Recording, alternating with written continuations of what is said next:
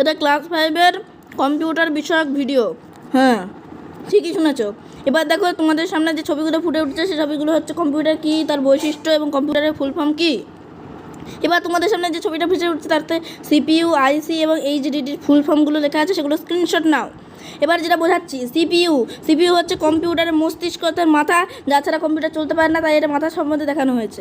এবার দেখো কম্পিউটার কোনো কাজ করতে গেলে প্রথমে ইনপুট করে, তারপর প্রসেসিং করে, তারপর আউটপুট করে, তারপর কাকে বলে যে যন্ত্রাংশের সাহায্যে কম্পিউটারকে কোনো নির্দেশ দেওয়া হয় সেই যন্ত্রাংশগুলিকে ইনপুট ডিভাইস বা ইনপুট যন্ত্রাংশ বলে। ইনপুট ডিভাইসের কাজ কি? বাইরের নির্দেশ গ্রহণ করা, সেই নির্দেশকে কম্পিউটারের ভাষায় পরিণত করা এবং পরিবর্তে নির্দেশকে প্রসেসিংয়ে পাঠানো। অর্থাৎ প্রথম কাজ গ্রহণ করা, তারপরের কাজ ভাষায় পরিবর্তন, তারপরের কাজ প্রসেসিং। আর ইনপুট ডিভাইসের গুরুত্বপূর্ণ উদাহরণ হচ্ছে এই কিবোর্ড এবং এই মাউস।